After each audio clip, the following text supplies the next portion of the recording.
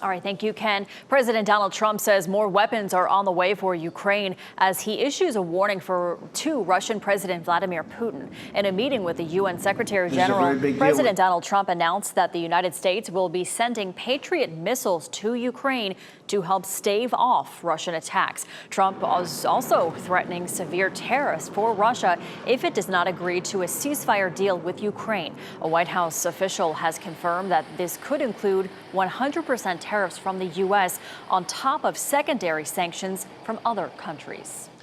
Hey there, good day to you. The Kremlin behind me there just responding to those reports that President Trump and President Zelenskyy discussed targeting Moscow and Russia's St. Petersburg with long-range weapons.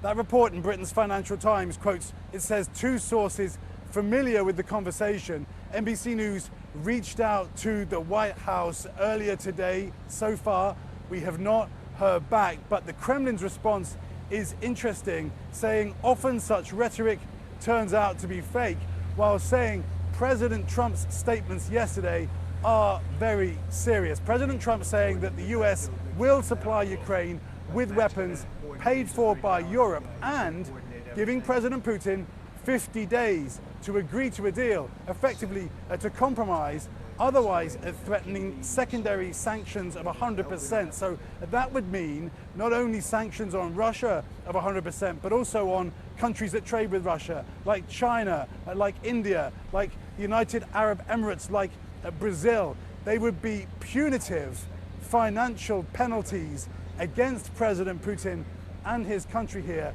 for failing to agree to an end to the war in Ukraine.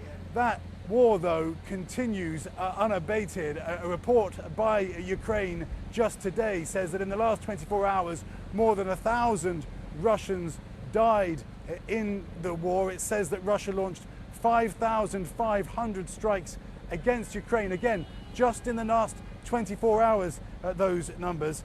Now, the Kremlin says that President Putin may himself respond to President Trump's threats. A senior Russian official, though, saying it may take some time to, quote, analyze the situation, but certainly the rhetoric is escalating. Keir Simmons, NBC News, Moscow.